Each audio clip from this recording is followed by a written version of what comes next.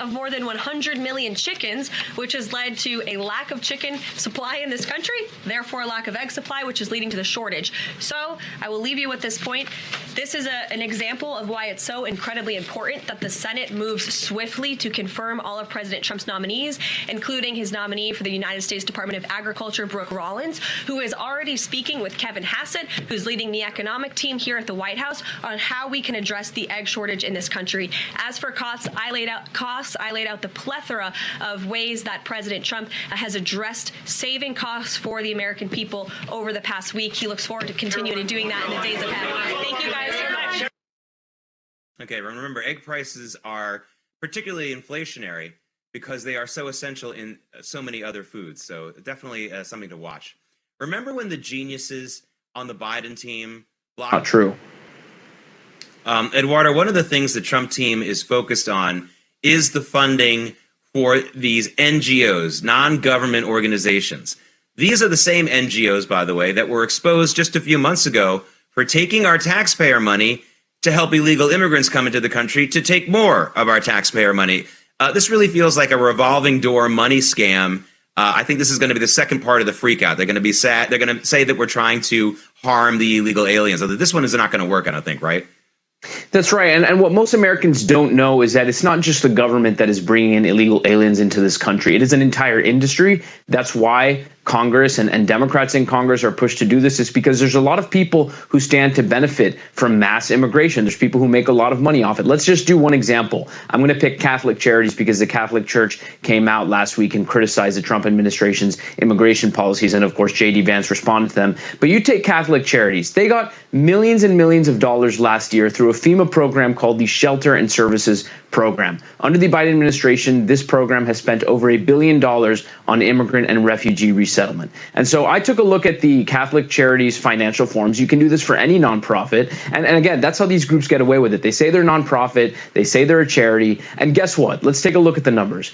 Catholic Charities, every C-suite executive at that company is making over $100,000 a year. The CEO makes close to $250,000 a year. This is an organization that spent over $1 million in pension and 401k for their employees. They spent millions of dollars in salary. They spent close to $4 million in office expenses. And so this is what your taxpayer dollars are funding. And so, of course, when an organization that basically exists on donor money, they exist off of free money from the government. When they hear that the Trump administration is going to cut off that gravy train, what else do you think they're going to do? I mean, is it really a surprise that they go out there and they claim, no, we need this money. This is terrible, that they would end this? Because what they're really saying is you're going to end our nice six-figure salaries. You're going to end all of our expenses. You're going to end all of our operations. And so there are people in this country profiting off of this mass migration. They are profiting off of the human smuggling and the bringing in of these people into our country who many of us can't even vet. We don't know who these people are. They don't have the basic skills to operate in our economy.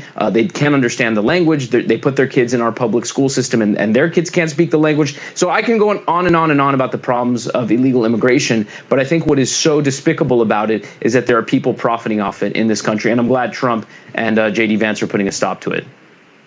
No, Eduardo, you hit on something that's near and dear to my heart. I wrote an editorial column, more than one, about a decade ago about what I called the nonprofit scam.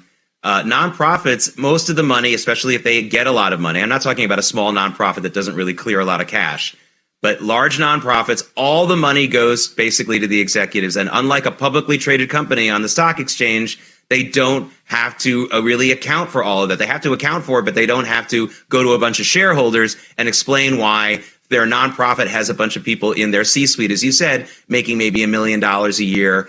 There are a lot of nonprofits like this. This is what nonprofits, people think it's, this is a charity and everyone is on poverty wages. That's not the case.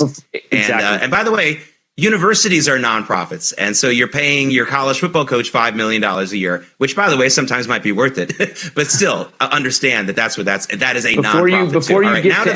Before you give to any charity, make sure you look that up. It's all public information. Again, like you said, most of them aren't doing that.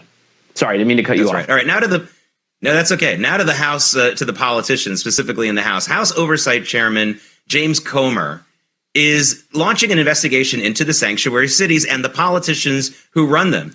And he will probably be hauling some of those blue city mayors before a committee. Is this a good idea? Could this backfire, or do you think this would be a good idea to hear these mayors answer some questions? No, it's a terrific idea. Not only do they need to drag in these mayors and these city officials, they need to cut off funding to all cities that refuse to cooperate with federal immigration authority. Comer needs to bring them to testify under oath, to bring all communications. They should preserve their records to show how and why they are going about this. As an example, what criminals are they refusing to turn over ICE? That would be a wonderful thing for Comer to find out. I mean, let's say they find in some of these big cities like Los Angeles or Chicago a twice convicted murderer or a rapist who, they have the communications between ICE who said, hey, can you hold on to this guy for us? And they end up not turning him over. We have seen some of those stories before, and whatever they can use at the disposal to prosecute these officials, they should do so. I don't understand how you can exist in this country and just choose not to follow the law. I mean, if I choose this come tax season in April, I am not going to comply with federal tax law. What do you think would happen to me, Jake? I mean, this is absurd that we can pick and choose what laws we follow, and because you're an elected official, you can get away with it. And so I hope they bring the full force of the federal government down on these people. Yeah, I mean, we found out over the weekend that they won't even let ICE go into the jails in Chicago. I mean, they're crying about, you're going into schools and neighborhoods, which they're not necessarily, which they're certainly not doing. They're not going into schools, but they won't let them even go into the jail. So we really have to expose this. All right. Now for another look at what I have to call the ugliest story of the day. Caroline Kennedy just trashing her first cousin, RFK Jr. She said